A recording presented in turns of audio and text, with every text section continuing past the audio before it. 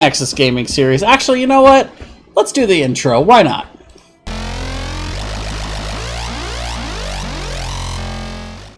Can't forget the intro. Hello, everybody. I am Jason. We've got a Division B East match coming up for you guys tonight. We have Uncomfortably Numb versus DG Alpha. So both captains have just now confirmed that they are ready to go in for draft number 1, and so we are just going to jump right on in tonight. Game number 1, Braxis Holdout. This was indeed the map pick of DG Alpha, who won the toss and elected to ban out Towers of Doom. We then had Infernal Shrines banned out by Uncomfortably Numb. Braxis Holdout picked by DG Alpha, and Uncomfortably Numb then responding by picking up Dragonshire. And actually, give me one moment. I think my mic has reset its volume again.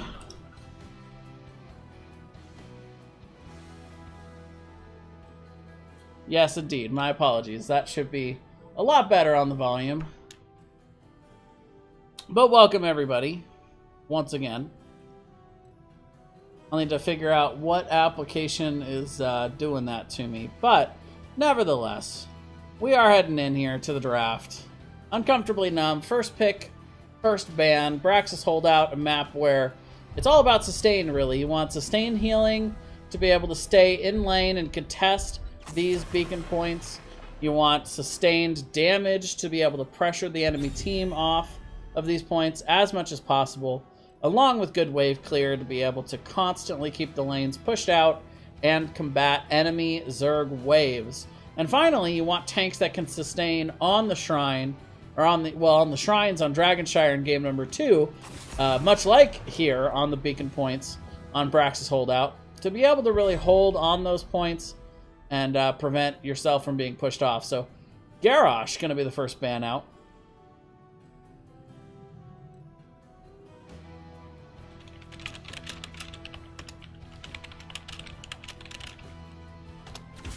I will not be denied.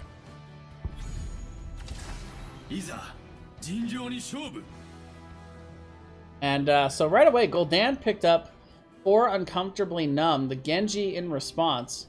I really like the Garrosh ban to start here. I think Garrosh and Diablo are both incredibly strong, not only in the game right now, but also on this map.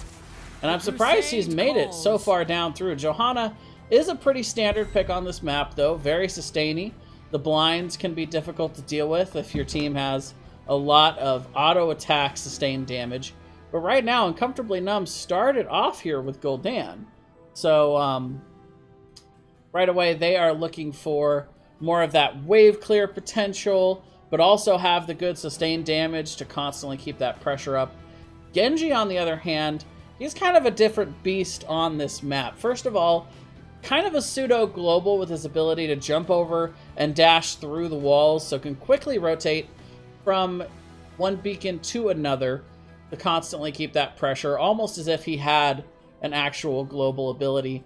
But also, he's got a nice benefit of the reflect, particularly against the boss on this map. So we see him pretty popular here in general. Meanwhile, Uncomfortably Numb will pick up the Diablo, and that makes a lot of sense. After banning out the Garrosh first, and the Johanna pickup from DG Alpha, they didn't want to lose out on the chance to be able to get themselves a tank to start off here. So they go ahead and pick up the Diablo. They don't want DG Alpha to get a second tank ban to further choke them out before the back half of the draft. They also, in a very smart move here, pick up their support. So they're going to get Malfurion, very good sustained healing, and now they have the opportunity to ban out the other classic sustained healer on this map, which is Stukov, which is what I would expect here. But they could also decide to look over at what they have for DG Alpha and go with a different healer like maybe Uther, but they are going to ban out the Stukov. So no big shocker there. Stukov with the lurking arm can be very difficult to deal with on the point.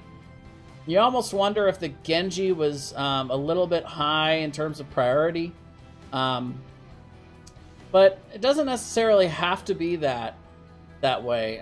They could still go with possibly an Uther support with the D-Shield Dragon Blade. The issue there is that Uther does not have as good sustained healing as most healers in the game, but he can still do the job. You know, at the end of the day, he still gets the healing throughput that you need to be able to at least push in on these. But I was about to say, the Alexstrasza is definitely a good option. Kind of the best of both worlds between Uther and these other sustained healers. She doesn't do quite as much sustained healing as Malf, so they'll have a small disadvantage in that department. But with Dragon Queen, she really has the ability to help you push in and pressure on the objective, kind of like what Uther has with his big sustained, you know, with his, I should say, his big burst heals and that stun that you can get to be able to really get the CC and the pressure on the point. Dragon Queen does a lot of that same kind of pressure, just not in quite the same exact style. Meanwhile, Kael'thas picked up for DG Alpha, so a lot of spread damage there, a lot of wave clear. Hanzo and Alarak, so Uncomfortably Numb picking up their solo laner, saving it for the end of the draft, trying to see what DG Alpha was going to have in that solo lane, but they decided to flex it to the end, which I think is a pretty good move. They'll pick up the Sonya to go up against the Alarak, which should be a favorable exchange here for the Sonya. The Hanzo also picked up, so a lot of poke and pressure damage from the Gul'dan and the Hanzo. But the Alarak really is the ideal finisher that you want in team fighting situations. He's going to be in the solo lane. So before these teams stack up, I worry a little bit about the kill potential for Uncomfortably Numb, but they are going to have quite a bit of damage, at least, to try to hold, pressure these points, and they'll have some pretty solid wave clear to pair with that. So it should be an interesting matchup. I feel like both of these drafts have their strengths and weaknesses, respectively.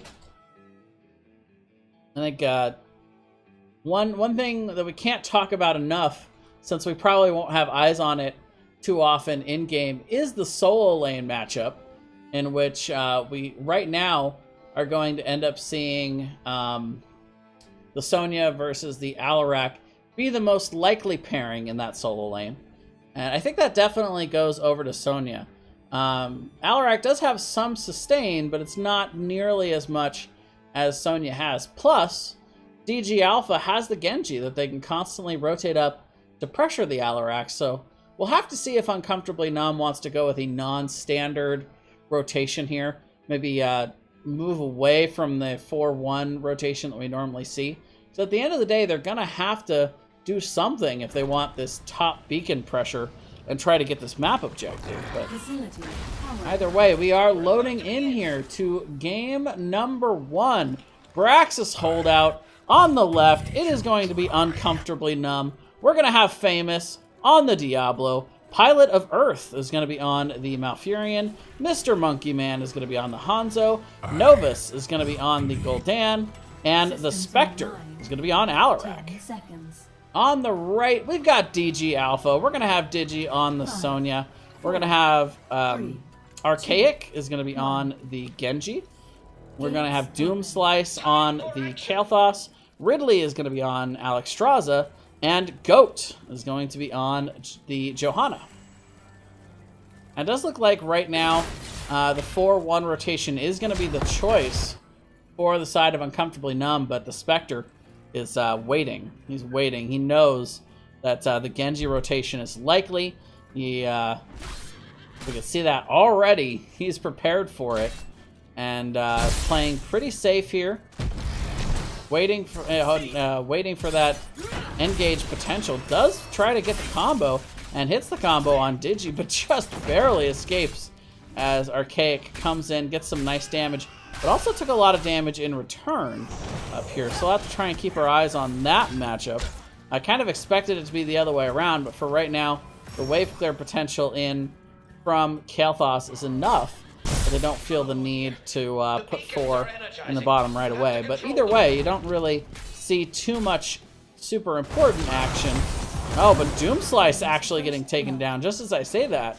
A little overextension here for DG Alpha. Archaic has rotated into the bot here. He's going to try and make up for a little bit of this lost damage, but at the end of the day, He's a good finisher, the Genji, but he doesn't chunk heroes very well. He doesn't global them from 100 to 0 like some of the other heroes, some of the other damage in the game can.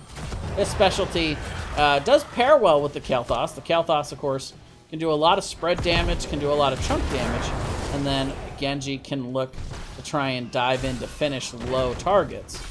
You see Digi getting some nice damage out onto the Spectre, and now you can see Digi kind of positioning, trying to zone, but nice combo in response there from the Spectre, backing up, getting the silence out onto the Genji, and some good damage, and just playing passive, doing the job of the solo lane right now, which is just survive and get the XP and don't give up too much. But just as I say that, huge play coming in.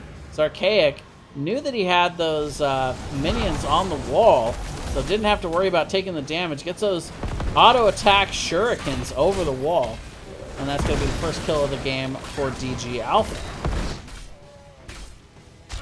1-1, and both teams holding their respective lanes and beacons for the moment. But we do have camps being picked up here by DG Alpha. Nice macro rotations by these guys. And we do have the Roots trying to zone for Novus, but he's going to end up going down. It's Archaic getting a second kill. And now we'll see the two-man rotation from Uncomfortably Numb to top. And this is what I expected, that eventually they would need to rotate to try and help the Alarak. Unfortunately, the geometry just a little bit off there, but they still get him down to 19 health. Just a little bit from that last scatter arrow would have been enough to push that threshold over the edge. But for now, Sonya going to be afforded the opportunity to go back to the Hall of Storms voluntarily for help rather than forced back there by the kill. Meanwhile, four-man rotation to the bot as the members of Uncomfortably Numb going to be looking to pick up the beacon. Digi rotating back from that B and is able to get it over halfway so that it will stall. And now the Spectre is way out. Archaic has rotated in, and there it is, the Genji rotation. He just is able to get there so quickly from the bot lane. That pseudo global really showing the strength of the comp that DG Alpha has built. Meanwhile, Kael'thas getting low, famous with that charge in, and the damage coming in from Gul'dan and Malfurion is enough to finish. And now what can Archaic really do here? He does pick up and at least force the members of Uncomfortably Numb to get back onto the beacon point, alleviating a little pressure from the lane, but that's about it.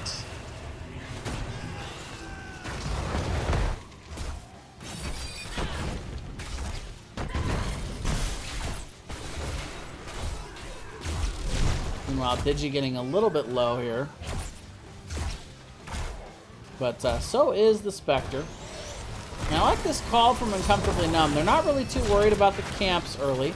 They've got plenty of potential siege pressure without them. So they're just getting a lot of value in bot. They're holding down here. It'll be interesting to see if they do decide to rotate. I think they're waiting to maybe get a kill or get some kind of advantage on the map. But now, the members of DG Alpha trying to force the issue on this bottom beacon to try and get some of the Zerg shards. They already have 12%, and they'll start to get a little bit more now. But Goat is pressured back, a lot of damage coming out. And once again, down here in the bot, this is where Uncomfortably Numb really have the advantage. The sustained healing from Malfurion is going to eventually outlast that of DG Alpha and Ridley's Alex Strasser. There's just no way to really combat that matchup. And so the members of DG Alpha do back up. They're going to give a little bit of time for Ridley to get those heals going. Now, level 7 is in, and also slowly building up that Q quest, or not the Q quest, the Circle quest at level 1 here for Ridley. So eventually going to have that extra percentage health, going to have the extra globe being generated as well, which will contribute very nicely to Kael'thas' level 1 talent, that globe quest. So I definitely see what DG Alpha's doing here. Their comp makes a lot of sense, but they're really only going to gain advantage in the top lane, but they continually rotate up Archaic. They're continuing to get these ganks onto Alarak. And as long as they keep doing that, they should be able to keep pretty even pressure here until they reach the level 10s and everything will change.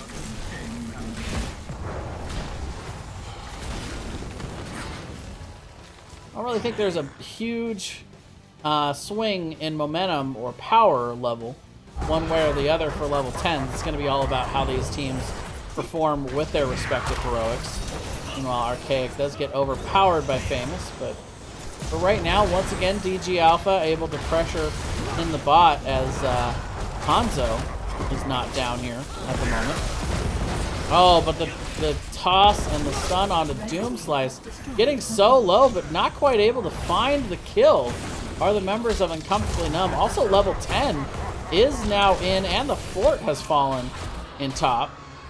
The DG Alpha playing the map well, playing the macro, getting the Zerg wave in top. So not only is the fort down, but now this 100-0 Zerg wave is really going to hurt. The multiple members rotating to top here.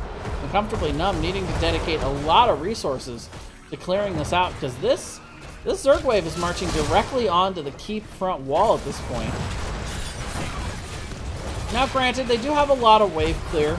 Hanzo full scattershot build, so going to have a nice amount of damage onto this, and constant resets of the scattershot off these basic attacks. And Gul'dan, of course, the wave clear king.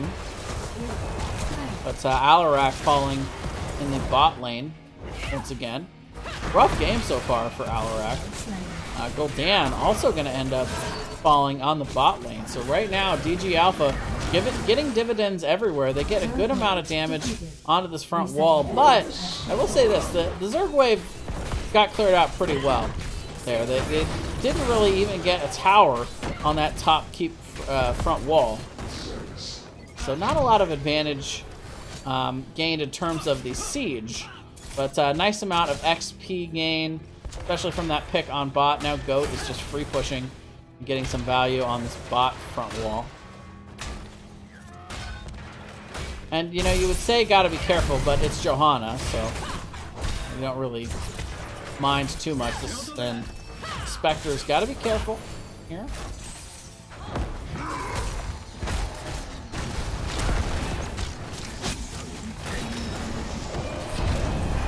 Queuing up that deadly charge, but not pulling the trigger just yet. But we do have Doom Slice getting very low on the back end, forcing out the Searing Flames. X-Strike comes in, though, and Gul'dan ends up falling. As Archaic comes in, we'll have to jump out, though. Diablo doing some nice zoning, but at the end of the day, it is DG Alpha getting the better in this team fight situation. Dragon Queen is going to be popped. Going to keep the members of DG Alpha pretty healthy, and now they're going to move forward to sieging onto this fort. So now a 2-level lead, and the talent tier now as they pick up those 13s. They're going to start to look at camps. I like this call. I like their macro play overall. And at the end of the day, it doesn't even really matter that they're losing that solo lane matchup in the early game, because they have played every other phase of the game so well. They do end up with camp steal. And so much of this map is all red right now. Going to afford them the opportunity to rotate out, continue to get more camps. They can step right onto these beacons. It looks like Genji is rotating to the top to be able to do just that. The beacons are active once again. Control them before the enemy But the does. members of Uncomfortably Numb, not going to let them get that for free. Famous will walk in here on the bot. But it does allow them to pick up that top camp, as the members of DG Alpha will just back up until the rest of the team can rotate on in, and here they come. Alexstrasza looked like she's going back for a tap. Nice two-man combo there by Spectre.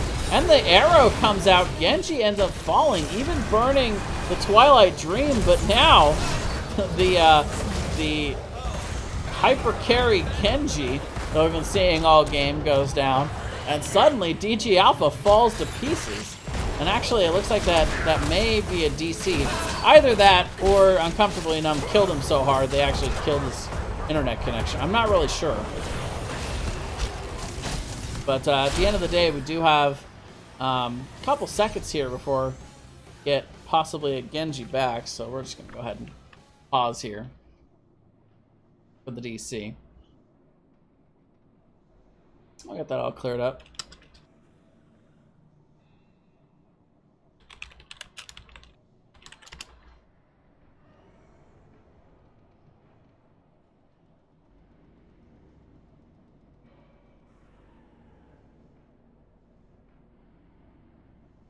Yeah, let me just make sure everything's good for these guys. I apologize if, yeah. I don't know if the members of DG Alpha knew he was DC'd, but it's definitely a bot Genji.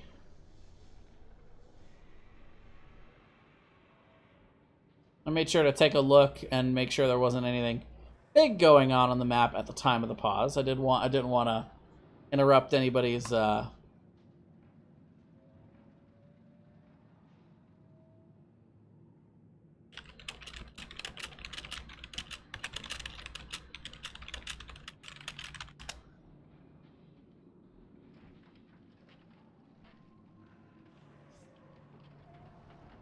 yeah, we'll let Archaic get back into the game.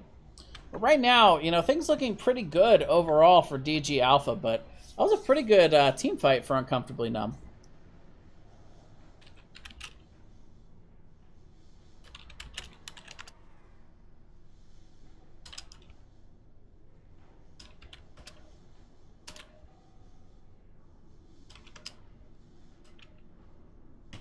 I knew I could count on you. All right. And back in we go. Pay no attention to the fact that I cannot count. This is, doesn't matter at all. 42% going over to Uncomfortably Numb. So nice, nice advantage games for them off of that nice pick. They also get level 13 and the bottom fort. So pretty solid dividends from what was a pretty small team fight advantage win there for Uncomfortably Numb. But they take really all they could expect and hope to get out of it. Well, they got to watch out. Big rotation coming in here from DG Alpha. Digi going in on the backside of this, knowing that the team is rotating in. Doomslice does get focused, and the combo landing. Gul'dan just decimating the members right now. Now, they do have Malfurion falling on the backside, though. Archaic hitting a big X strike there. And just like that, it is a 3 for 3. They're chasing down Novus, but Digi is so low. And the jump over by Monkey Man misses the Q, but gets the auto. Meanwhile, Famous is now back. But Mr. Monkey Man, has he gone too far? Archaic gonna go in after his brother. This is getting a little out of hand. The APOC popped for the 2-man. And Famous pulls off the kill onto Johanna. Now Archaic and Famous going back and forth. Pilot of Earth is back. But Archaic is not going to duel. Not going to continue this calamity. And for right now, DG Alpha quicker to rotate back in. They get the beacon points back. And the Spectre, let's go in after this, but Ridley is here. And Pilot of Earth picking up the bot. And for now, we will go back to the rotation game to decide who will get this next map objective. Level 16 coming in very close here for DG Alpha.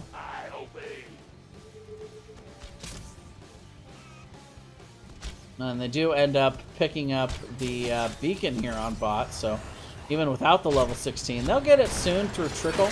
But Digi does end up going in on to the point as the boss has been taken down. Twilight comes out and a huge arrow. Genji ends up the first to fall here. Level 16s are in for DG Alpha, and they get the counter kills onto Hanzo, Malf, and Gul'dan. And now Alarak is in all kinds of trouble as well. So huge teamfight win there for DG Alpha. They end up giving up the Genji, but they'll take that 1 for 4 exchange to go with the camp that they just stole and bought, and the Zerg wave coming in. Famous with a nice overpower there onto Digi. They're not going to be able to keep him alive. And the towers shooting him down. The wall did not go down fast enough, but even given that one pick, this is going to decimate the keep. There's just no way that this survives, especially with the armor being shredded by the camp. I don't know that they can finish here, and it looks like the members of DG Alpha indeed are deciding that. Famous, though, trying to force the issue, but has he gone too far? That long-range deadly charge maybe being the death of him, and that is indeed the case. A little bit too aggro there. There's multiple members of Uncomfortably Numb were not ready to follow him in, as the Zerg wave still needed to be cleared. And immediately rotating to the boss is DG Alpha. They have that Genji advantage, that Genji factor here, where he can reflect so much of this damage onto the boss itself and really shred this boss. Pick it up very quickly. They are looking to engage is Uncomfortably Numb. They don't have Famous back yet. And Spectre getting so low. The X-Strike comes in, but it's indeed the Kalthos damage. Archaic actually jumping over the wall to get the Hanzo kill. That is going to be a nice 2-for-0 exchange. Boss marching in top as well, though keeping the members of Uncomfortably Numb from being able to properly answer to this boss. Steal away another camp in top and just add to this massive wave that's coming in on the last keep of Uncomfortably Numb. And that is going to be the keep going down. Now, do the members of DG Alpha want to push this? Just 5 seconds until all members are up for Uncomfortably Numb. They could be looking for picks here. They get the stun onto Famous, and he is going to be okay for the moment. The arrow comes in. 3 members. APOC following it up, hitting 2. Twilight, but Pilot of Earth ends up going down. Spectre getting low. He's going to fall. Famous getting low even on the front end, but Digi is almost dead. Dragon Queen gets popped. So we're going to have the double circle coming out. Getting a lot of healing. The core is also falling, shredded by that boss, and now being shredded by the members of DG Alpha, and that is going to be it. They've got the damage, and they've got the Game 1 win here on Brax's Holdout.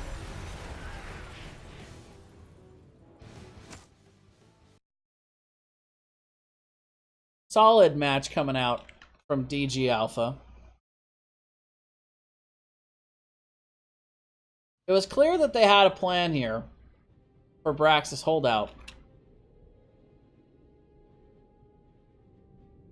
Constantly winning that solo lane and really allowing Sonya not only to get a lot of free push in that top lane, but also get a lot of free XP where Spectre was not able to soak up there after the deaths came in. So a pretty rough early game for them. They did come back and get some good team fights in the late game, but at the end of the day, when you're behind on Braxis, it's hard to come back. It's hard to really undo that snowball. Such a snowbally map, but can't take anything away from the play of DG Alpha in that one. They definitely played the macro well. Good camp rotations, and they end up picking up themselves a win in game number 1. So we are going to head on into Dragonshire for game number 2. This is the map pick of Uncomfortably Numb, so we'll see if maybe that is the formula that they're looking for to get themselves a win here. Pull this thing to a draw. But I do want to take a moment to thank everybody for coming out and watching tonight.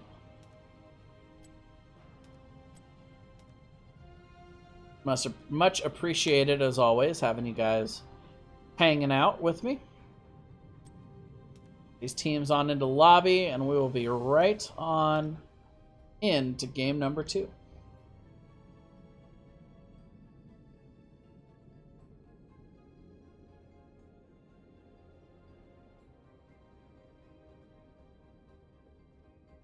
I actually did not have a chance to look at these teams' win-loss records beforehand, but now actually while teams are getting loaded in, I'm going to take a quick look, see what we're dealing with here.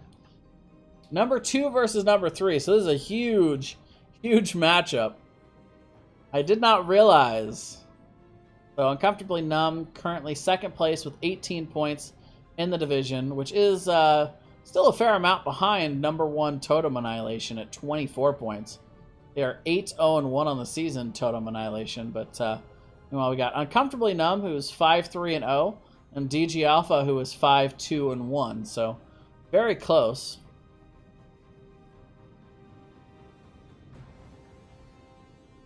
And both of these teams in fantastic shape for the playoffs. They're well above that cutoff line of that top 8. And win, lose, or draw, I don't think they have much to worry about. But it's a good opportunity for either one of these teams to set themselves apart. Look to get that higher seed in the playoffs as we head into the second to last week, next week, for the regular season. This is indeed one of the divisions that have that week 7, that overflow.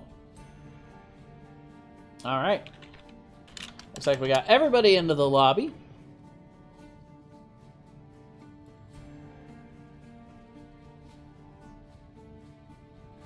All right. And we will head on in to draft here for game number 2. Uncomfortably Numb picking Dragonshire. And this has been famously touted as the map that you take your opponent to when you think you're better than they are.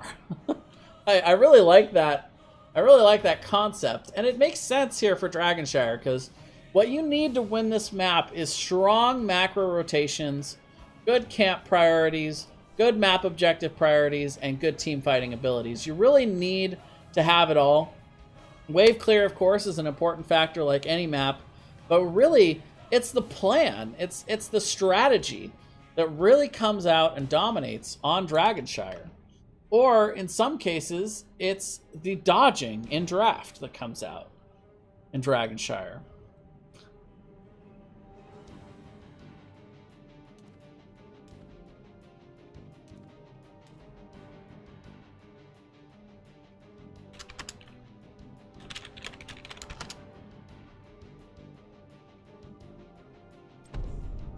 Alright, that was my mistake. I set the wrong team for first pick, first ban. But either way, these teams are ready to go. Let's get back in there. DG Alpha with first pick, first ban. And I even knew that this was Uncomfortably Numb's map pick. I don't know what I was thinking. But thank you for your patience, not only to all the fans, but both teams. That was an awfully quick remake. I appreciate it. So Phoenix going to be the choice ban here for DG Alpha. That's a pretty interesting ban out here. Phoenix, of course, has been nerfed quite a bit. Definitely not sitting at as high a priority. Yeah, Spectre's got it. It's the battle of powerhouses here in B East.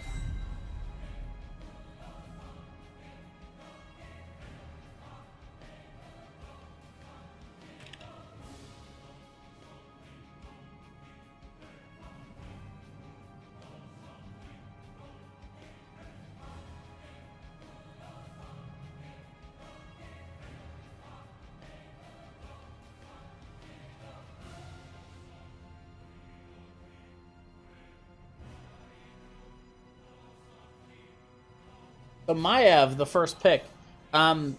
Very strong initial start to this draft for DG Alpha. Maiev did undergo a little bit of a nerf this week in the balance update, but I don't feel like her numbers are really what make her stronger than a lot of heroes in the game. I think what makes her good is the outplayability.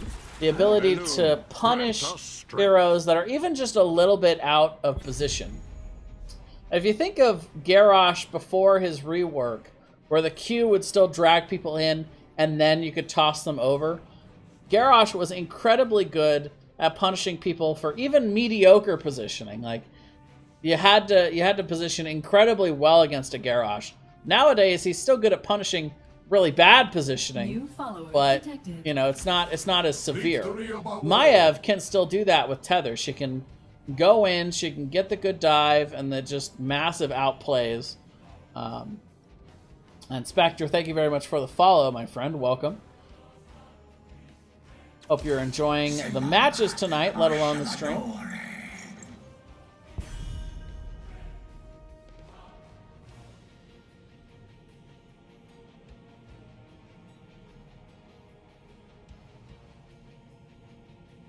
Kael'thas once again going to be picked up here for DG Alpha. Worked out really well for them last game. Of course, Kael'thas getting a bit of a rework this week as well. A lot of people speculating that his power level has increased significantly from where it was before. But definitely brings a lot of wave clear to the game. He always has been good on the wave clear. And yes, Maiev made it through. So it'll be interesting to see if Maiev still feels as powerful, or if these nerfs have really done what Blizzard would like them to do. But Garrosh Malfurion on the other side for Uncomfortably Numb, that is a pretty scary combo. Right now, DG Alpha with the opportunity to ban out some sort of damage. There's a lot of good combos that can go with the Garrosh and Malfurion, though. At the end of the day, you can ban out one thing that you don't want to see, but there is just a whole slew of other things that could pair well. And I think the Jaina is a very, very good one to deny. Literally the highest burst damage in the game. Jaina, of course, does have very long cooldowns to compensate for that, but when she throws that combo down onto a target that just got, thrown by Garrosh, groundbreakered, rooted, and then you just throw the combo of her 3 basic spells down, that is as much damage as you can deal from one hero, from that Jaina. So my blades are we are going to see the Sonya, though, for the solo lane here for Uncomfortably Numb. And Junkrat got to be the pickup here. So Junkrat, of course, very good wave clear, good AoE sustained damage. Does suffer from not having very reliable damage, so he's not the ideal finisher that you'd like to have for a Garrosh and a Malfurion follow-up, but is going to do a good job of chunking the heroes down. They just need somebody on the finish job, which of course they have that last pick for, so see what Uncomfortably Numb is looking to go for. Meanwhile, Muradin on the other side. So you've got Garrosh out, Johanna banned. Or I should say Garrosh is on Uncomfortably Numb's team, but it's not an option for DG Alpha. Diablo is still available, but they decide instead to go to the Muradin. So that's pretty interesting. It does have good sustain for capturing and contesting these shrines. And then Malthael is going to be the pickup here for the solo. So definitely needed somebody that could wave clear and that could contest Sonya. And I think that Malthael has a pretty even exchange with Sonya. They both do very well when fighting in minion waves, and they both have self-sustained tools to fight each other on the shrines. So I think it's really just a matchup of who can outsmart who, and whether or not Sonya can hit that spear. I think that's a big, big factor in who wins that duel. But it's precarious for the Sonya, because Malthael can attempt to walk away from Sonya, but Sonya can really just not walk away from the Malthael. Sonya does have the extra speed, so they both kind of have the same issue, but Malthael very good on the chase with the ability to strike. Phantoms, thank you very much for the follow. You weren't following me? Wait a minute. My own teammates. I feel so betrayed. So the members of Uncomfortably Numb looking for the finisher to be able to really capitalize on their Garrosh Malfurion combo and the Junkrat chunk damage, and Tracer is the answer for them, which I think is a pretty good answer. Genji banned out already, so he was not an option. The Tracer, kind of the next, I think the next best pick available. Does have good pressure on the Stukov and the Kael'thas. And there's not a whole lot of easy CC for DG Alpha. Muradin and Kael'thas both having stuns, but not point and click stuns. So we'll see. I like that pick quite a lot. Either way, DG Alpha need to get themselves just a little step above here tonight in this 2 versus 3 matchup. They got half the formula already done, but we are loaded in here on to Dragonshire for game number 2. On the left, it is going to be Uncomfortably Numb. We're going to have Mr. Monkey Man on the Tracer. We're going to have Famous on the Garrosh. Novus is going to be on Junkrat. Pilot of Earth is going to be on the Malfurion. And Kin Kaz is going to be in here on Sonya. I smell a sub coming in. DG Alpha, we're going to have on the right. Digi is going to be on the Malthael. Archaic is going to be on the Maiev. Doomslice on Kael'thas. Goat on the Muradin, and Ridley is going to be playing Stukov.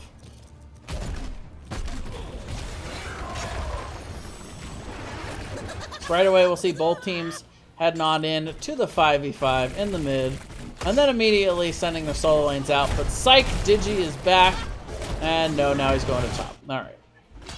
King Kaz going up, kind of what you would expect to see in the solo. See how that matchup ends up going. They do rotate up the Stukov. Ridley maybe getting caught out on the rotation around. That's going to give a nice advantage in the rotations here for Uncomfortably Numb. They go directly to the bot. Get that wave cleared super fast. DG Alpha down here in response. Meanwhile, Digi just getting massive value with that Malthael up here. Pushing Kin Kaz all the way back to the wall. Camps are up here. 1 minute mark here for all the camps to spawn. Immediately, both teams going to go ahead and look to grab themselves their siege camps. Shrines activating in just a few seconds. Famous stepping out pretty far. Tether does come out, but of course this is Garrosh. Pretty difficult to gank overall. But wait a minute, is it enough? Famous, it does survive, but actually goes back in. The Stormbolt from Goat gonna end up securing it. And that was a very interesting decision. I think he was trying to get the self-heal off of Muradin to survive, but he actually ended up living from that living bomb damage somehow. And then with that 34 health, though, not enough to withstand the Stormbolt from Goat. By the way, let's bring up these talents. Speaking of Stormbolt, going to be stacking up that quest throughout the game. Groundbreaker up to 3 at this point. Doomslice stepping out a little bit, trying to cap this. The Groundbreaker does come in, but it is going to be Mr. Monkey Man getting the finish. But Digi, in response there, doesn't need a Pulse Bomb to take out the Tracer. And the 1-for-1 exchange is now Sonya in the top lane, able to grab that Shrine void of the Malthael. Oh, but Famous with a huge toss into the Groundbreaker. And now he's looking to take advantage, but once again, the rotation is good here. The percentage damage comes down, but this time he hits the self-heal onto Goat. He's going to be able to keep himself alive for the moment. Yeah, it feels bad, Phantoms. No Kerrigan. I know, that's what I was thinking. Like, they need a finisher, you know? Is Kerrigan an option? Digi and Doomslice going in after Kin Kaz. Gonna get him down to half health. And gonna force the rotation out. But Goat in so much trouble. Huge concussion mine. And that is gonna be one dead Muradin. Action all over the place. Such is the way of Dragonshire. Doomslice, though, gonna get isolated out. Kin Kaz able to get the kill on Malthael, and that will afford Malfurion the opportunity to grab the Dragon Knight. First Dragon Knight of the game, going over to Uncomfortably Numb. A sub 4-minute Dragon Knight, so you don't expect it to have too much power. Kind of the dream is to get 1 or 2 of the front walls off of these forts. But right away, you'll see the members of Uncomfortably Numb grab that mid-fort front wall, and they'll rotate to bot.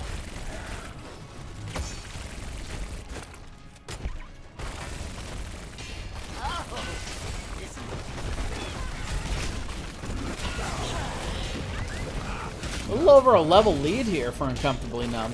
They do also have the talent tier advantage for the moment. Lurking Arm goes down, but fire in response. But Ridley doesn't really care about that too much. He's just chilling out. Making sure that Dragon Knight is good and silenced. Wait a minute. That doesn't work. I mean, he does get some damage, but Malthael falling again in the top lane. And right away, Estonia definitely taking advantage up here. It's an interesting conundrum now that level 7. They moved the level 7 talent, or level 4 talent to level 7, I should say. The extra sustain and the extra damage on camp. So now competing with Poison Spear. It was indeed Poison Spear that was picked up. I don't like the odds of that talent now being on level 7. I think I'm gonna make sure that talent is almost never taken. Meanwhile, Digi looking for revenge here. He's gonna put out some good percentage damage, but a lot of sustain in lane from these minions. But Digi definitely getting the better of King Kaz right now. Goes back in with the Poison Spear, the self-heal, but it's not enough. That's gonna be another kill by King Kaz. Or Kicknaz. Kickin' Az, I got it. See, it's a meme. Kel'Thas ends up going down. See, the problem is I went over all 10 of these players before the match, but Kickin' Az was not in game number 1, so there you go.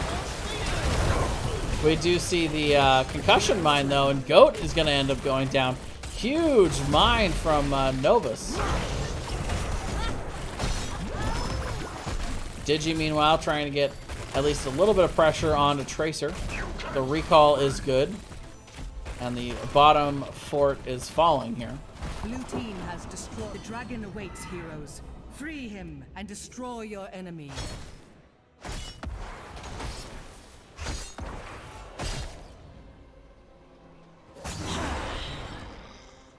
Members of DG Alpha rotating up here, looking to go ahead and get the shrine back for the moment. They are able to trade it out, and they're trying to stall for these level 10s, as we do see Uncomfortably Numb in the bot lane. Now double camp pushing down here. They're going to look to get some good advantage out of this keep front wall, and they have a lot of extra damage that comes in here from Novus for the siege. Also, Goat in kind of a rough spot. Gonna have to Dwarf Toss out there. Gotta be careful of these mines as they siege in. So much displacement potential, not only from the Junkrat, but also from Famous on that Garrosh. So I do end up getting the keep front wall. Level 10s grabbed in response here for DG Alpha. Heroics across the board, pretty much what you would expect. Was indeed Wrath for Kickin' Az up there in the solo lane rather than the Leap. Pretty standard. Last Rites picked up from Malthael. Ridley taking and now using Flailing Swipe, favoring that over the Massive Shove. No Pyroblast stream today, but we will see Pilot of Earth dove in on there by Digi. Digi does receive that Pulse Bomb in response. Monkey Mans gets the kill there. Maiev also falling. That's going to be a 2-for-0 exchange as Uncomfortably Numb winning the team fights, picking up the 13, picking up the Dragon Knight, and now they're going to be heading directly towards that bot lane. They know they've got the man advantage. They know they've also already opened up that keep. Front wall is gone. And with this Dragon Knight, only an 8-minute Dragon Knight, so once again, not super powerful just yet, but this should be enough to at least pressure this keep, if not confirm it. And now we're going to see the DK going directly onto it. But on the backside, we're seeing Maiev popping the Warden's Cage, but gets punished pretty hard there. Diving in without too much support. That's kind of a rough comp. Dukov, you know, not exactly the easiest time supporting the divey style of Maiev. Also, Kael'thas damage can do well with the Warden's Cage, but just didn't look like they were queued up to really follow up there. Meanwhile, Keep does go down for the members of Uncomfortably Numb. And Nova's actually diving in with that concussion mine into a minefield, if you will. Tether actually going to be enough to get the kill. Took a little bit of extra damage there from the fort as well. I don't. Maybe the angle was a little bit off from what he wanted. By the way, 13, or I should say 14 talent, or 14, level 14 picked up here for Uncomfortably Numb. So they got that 13 talent tier advantage still. Camp picked up here in the bot lane just before DG Alpha is able to invade. And for now, they will go ahead and back off, having killed the camp. Camp's being picked up all over the map right now.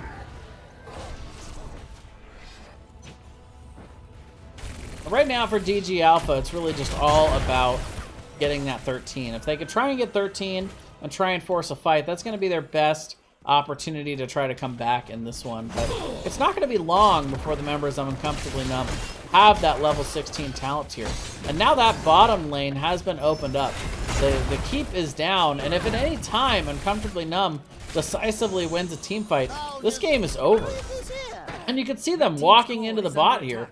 They have a huge level lead, and they're going to force the backs from DG Alpha. Just a huge power play here. They may actually be looking at this as a win opportunity, so they do end up popping the Wrath and at least forcing the back. So I like the manipulative strategy here, right? You know, I like the forcing the enemy team to do what you want them to do, but also the willingness to back off once you see them call your bluff, you know.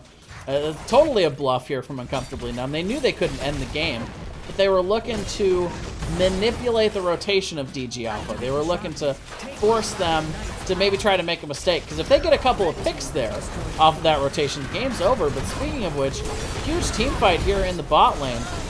Ridley taking all kinds of damage, having to back out here. Malthael ends up falling, but they do get the Garrosh on the back end there. Pilot of Earth is also very low. Goat is going to have to jump out, but it's too little, too late. Now it's Doomslice and Arc versus the World here. And that's not going to work out for the members of DG Alpha. The Riptire comes out, and that is going to be another 4 kills. 4 for 1 here for Uncomfortably Numb. They're going to actually look to maybe get Dragon here. The death timers are still low enough that it's not likely for them to be able to end, even if they did go straight to core. They also don't have Garrosh. So I like this call. They're going to look for DK. They also don't have to pick it up immediately because the Garrosh is coming back. But actually, the Garrosh is back. They can do this. And right away, we're going to see the rotation likely towards bot. This is a very possible win condition for Uncomfortably Numb. They can look to Dragon. Or I should say end with the Dragon. You guys knew what I meant.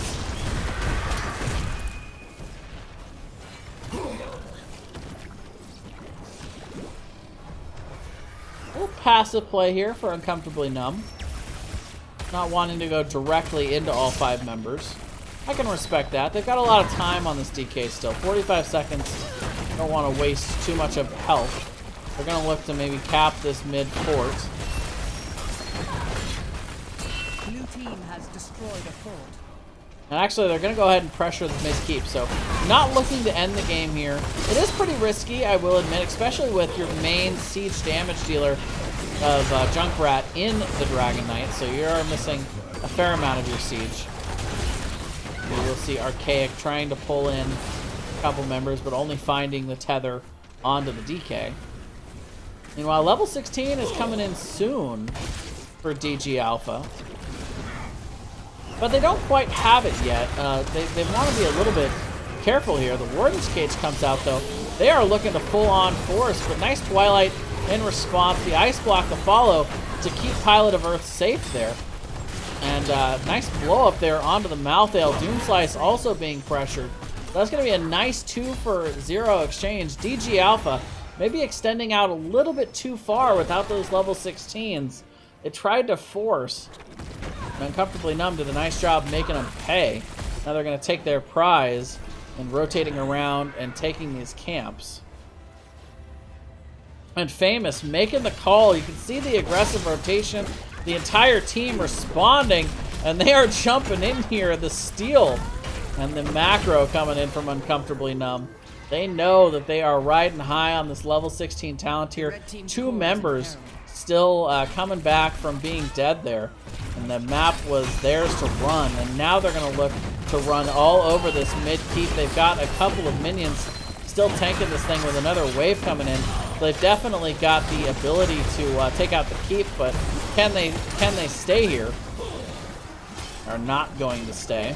They're going to get that keep down to a mere sliver of health, though. And with the level 16s here, Uncomfortably Numb wisely backs up. Wisely going to go rotate out to their camps and look to play the game to 20. Soon the shrines shall awaken.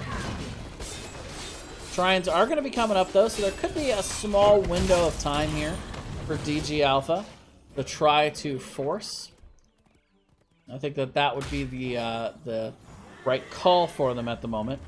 But look at this aggressive rotation. Uncomfortably Numb, looking to see if they can find anybody out.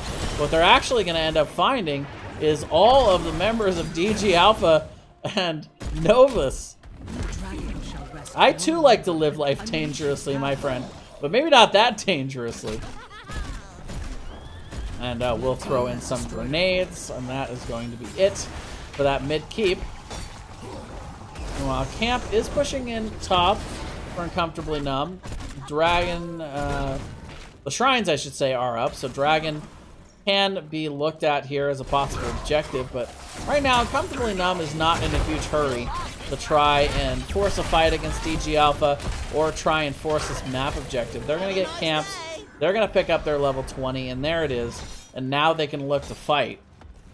DG Alpha hanging around in dangerous area here. The tether comes out, but it is Uncomfortably Numb that's getting aggressive. Maiev and Stukov getting completely blown up there early in this fight. Digi getting low, trying to find something, but Famous is the one that finds the taunt. Doomslice gonna be in the wrong part of town, throwing down the cheese, but gonna be the one taken out here, and that should be it, as Novus wants you to have a nice day as they go on to the core. That is going to be it. Game number 2 is going to go over to Uncomfortably Numb, and we've got the number 2 and number 3 teams here in B Division East. Going to end up with the draw. Both teams in each game showing you exactly what their power level is. You see the back and forth competition, and all I want to see is a game 3, but unfortunately, we are not in the playoffs yet, ladies and gentlemen. That is going to be it for the series. Draw. So we will go ahead and reach out to a member of Uncomfortably Numb here, see if they can hop on in with us and look to get an interview rolling.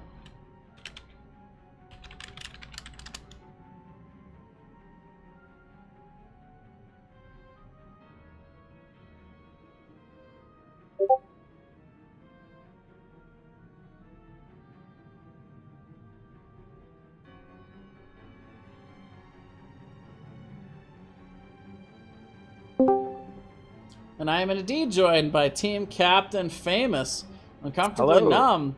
You guys pulling off the draw there. How you guys feeling about that result here against DG Alpha? We were a little thrown in the first game, so we felt better coming back in the second game there, for sure. Yeah, so you've got Novus jumping all around Uh, Oh God. playing as if he was a monkey. I think Mr. Yep. Monkey Man might be a little jealous. Tell think me you're tell me a probably little right. bit about this comp. You guys come out with Junkrat, Tracer. What are you guys looking to do, and what do you guys feel like you accomplished on that map? So first thing first, banned out Genji. Genji did a lot of work the first game. Yep. Knew they'd go for the Kel'Thas. That's kind of a comfort for them. We wanted some poke damage with the Junkrat to just soften them up for the Tracer, which we were planning on the end. And then Garrosh just to control the front line. And then Melf just all around strong, and Sonya all around strong. So that's kind of the idea for that one. Nothing too fancy. Massive amounts of displacement between the Garrosh and the Junkrat. And we saw that a lot from you guys. But Yeah. what I really want to focus on is that last pick. You guys have the chunk damage from Junkrat. Tell me a little bit about your guys' thought process going into that. Was it Tracer the whole time, or did you guys have another hero in mind? Tracer Greymane was kind of the two options in my mind. There's also potential Li Ming. We don't like. I don't know. Junkrat's kind of odd, right? He's almost a mage, so double dipping with the Li Ming seemed a little overzealous in the cooldown department for damage. But Tracer's a good finisher, and Junkrat opens it up. So it seemed like a logical step, considering Monkey's pretty good on the Tracer, and he's pretty comfortable on it. All right. Well, going back to game number 1, kind of working backwards here. You saw a lot of advantage gained in that solo lane, but also you guys had a lot of advantage in the bot lane from that additional sustain. Looking back on that match, is there anything you guys would change, or whether it's draft or gameplay style? Yeah, a little bit. I got talked into the Alarak. It's been beating me down all season. Spectre wanted to pull out his Alarak, which he loves to play. I'm not always super sold on it as a safe solo laner, considering they have the Genji, but he really wanted to play it, so we kind of gave him the keys to the castle, and Genji kind of picked on him a bit there. Yeah, the Genji on Braxis, always something to be feared for sure. But that's pretty much all I got for you tonight in terms of questions. But if you got any shout-outs you want to make, the floor is yours. Just shout out to NGS. I've been doing some co-casting recently, and it's been a lot of fun. Professor Bobo, Mongoose, Demarcon, and Stixa. I've hit up all their streams. It's been some good times. Shout out to my team. It's a lot of fun. Shout out to DG Alpha. That was a hell of a series, and can't wait to play them in the playoffs. And then shout out to Click Esports, which is where we play our games in Ottawa. If anyone's ever in town, it's off Merivale Road, and that's where we hang out. Very nice. Thanks for coming out tonight. Yeah. Former Division C champions, if I remember correctly. Yeah, that's right. Coming out in Div B and representing well so far. Congratulations for your guys' success this season, and we'll be looking forward to seeing you guys in the playoffs, where maybe we'll get a Game 3 against DG Alpha. That'd be a lot of fun, for sure. And thanks a lot, Jason, for the cast. Can't wait to give it a watch. Yeah, we'll have to see if we can get you on stream at some point here. Absolutely. Making the rounds and co-casting, you know? Yeah, that'd be a lot of fun. All right, man. Well, congratulations again on the draw tonight, on a good series, and have a good night. Yeah, you too. Take care. All right. Well, that is going to do it for me tonight, guys. Thank you, everybody, for coming out. Thanks to NGS, as always. Everybody in the NGS family, so supportive, so fun to be around. And that is going to be it for me tonight. I will look to see if there's anybody that I can host. It looks like Bobo is streaming. He might have a match going. Looks like he does. It is a Moto Miracle versus Skyark. All right, so I'm going to go ahead and send that on over to him. So you guys stay tuned, and right after I cut off here, I will go ahead and send you guys over there. And until then, or until next time, I should say, I am Jason. This is NGS. Thanks for watching, and see you guys later. Have a good night.